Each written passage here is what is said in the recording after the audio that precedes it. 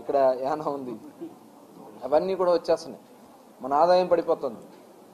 మొత్తం మేము చూసినటువంటి ఆదాయం ప్రకారం తెలంగాణలో జనాభా తక్కువ, 42 అక్కడ ఉన్న 42% జనాభా అక్కడ ఉంటే 58% జనాభా ఆంధ్ర రాష్ట్రం ఉంది. కానీ మనకంటే వాళ్ళు 10,000 కోట్లు అదనంగా వాళ్ళకి ఆదాయం వస్తుంది. కేవలం ఈ తప్పుడు విధానాల వల్ల. గంజాయి పెట్టేశారు, విపరీతంగా గంజాయి. ఏ గ్రామం వెళ్ళినా ఏ సొంత మూలు చూసినా గంజాయి.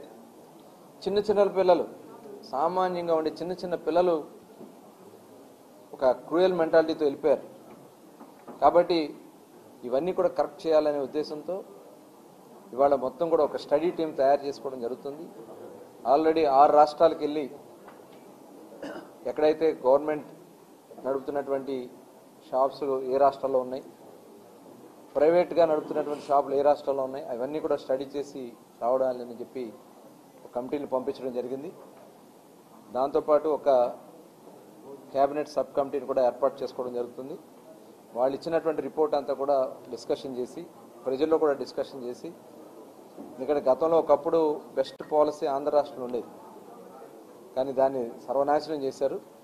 అవన్నీ కూడా రేపు అక్టోబర్ 1 నుంచి, ఎందుకంటే వాళ్ళ పీరియడ్ అయిపోతుంది, సెప్టెంబర్ ఎండింగ్ కల్లా పాత పాలసీ అయిపోతుంది. కాబట్టి అక్టోబర్ 1 నుంచి ఒక మంచి బెస్ట్ పాలసీ ప్రజలకి అందుబాటులో విధంగా, సామాన్యులకు కూడా అందుబాటులో ఉండే విధంగా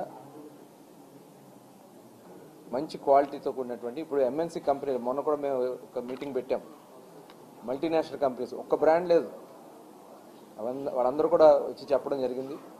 వాళ్ళందరూ కూడా రేపు రాబోయే కాలంలో బ్రాండ్స్ ఎట్టి పరిస్థితుల్లో ప్రజల ఆరోగ్యాన్ని హాని కలిగించే కాకుండా, ఇవాళ అందుకనే 5 స్టెప్ దాని మీద క్వాలిటీ చెకప్స్ ఉంటాయి.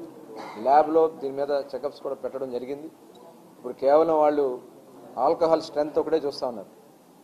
దానివల్ల చాలామంది దాంట్లో రకరకాలైనటువంటి కిక్కు కోసం ఏదో కానీ వేరే వేరే కలిపారని చెప్పి చెప్తా ఉన్నారు. అవన్నీ కూడా ఎంక్వైరీలు వస్తాయి.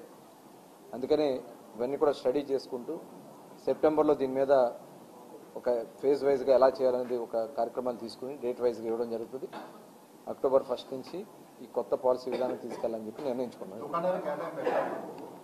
అదే చెప్తున్నప్పుడు ఇప్పుడు ఆల్రెడీ వాళ్ళు చేస్తూ ఉంది. గతంలో ఉండేది ప్రైవేట్ యాజమాన్యం ఉండి వాళ్ళు నడిపేవాళ్ళు. సప్లై కానీ అంతా కూడా గవర్నమెంట్ సైడ్ నుంచి, డిస్టిలరీ నుంచి, ఏపీబీఎస్ఎల్ నుంచి వచ్చేది, డిపోలకు వచ్చేది, డిపో నుంచి వాళ్ళు తీసుకెళ్ళేవాళ్ళు వాళ్ళకి కావాల్సినటువంటి మెటీరియల్ ఏదైతే అక్కడ పబ్లిక్ డిమాండ్ బట్టి. ఇప్పుడు ఏం జరుగుతుంది, గవర్నమెంట్ షాప్ పెట్టి గవర్నమెంట్ షాప్కి ఏ స్టాక్ వెళ్ళాలో కూడా వాళ్ళే నిర్ణయించేవాళ్ళు. వాళ్ళు నిర్ణయించి ఆ స్టాక్ మాత్రమే సేల్ పెట్టేవాళ్ళు అక్కడ. దానివల్ల క్వాలిటీ లిక్కర్ అందలేదు, అనుకున్న బ్రాండ్స్ రాలేదు, క్వాలిటీ లిక్కర్ లేదు, అవన్నీ జరిగినాయి. కాబట్టి ఇవన్నీ కూడా కరెక్ట్గా స్ట్రీమ్ లైన్ చేస్తూ దాన్ని స్టడీ చేయడం కోసం ఇప్పుడు 6 రాష్ట్రాల్లో వెళ్ళారు టీంలు. వెళ్ళి వాళ్ళు ఇచ్చినటువంటి రిపోర్ట్ని డిస్కషన్ చేసి క్యాబినెట్ సబ్ కమిటీ డిస్కషన్ చేసి తర్వాత క్యాబినెట్కి వచ్చి దాన్ని ఫైనల్ చేయడం ఖచ్చితంగా.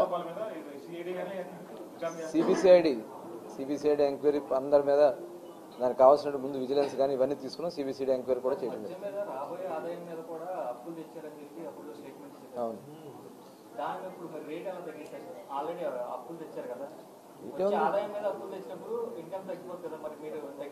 ఇప్పుడు అంటే రేట్ తగ్గుతుంది కాదు, ఇప్పుడు మనకు పోతుంది కదా 10,000 కోట్లు. ఎక్కడ పోతుంది? తెలంగాణ రాష్ట్రం పోతుంది. ఆ తెలంగాణ డబ్బులు మనకుంటే ఇప్పుడు మన అన్ని కూడా ఈ లెక్క మొత్తం చూస్తే 40,000 కోట్లు పోయింది. 40,000 కోట్లు ఈ 5 సంవత్సరాల్లో జగన్మోహన్ రెడ్డి ఆదాయం పోయింది. ఆయన జేబులో పోయినాయి. ఎంత పోయింది అనేది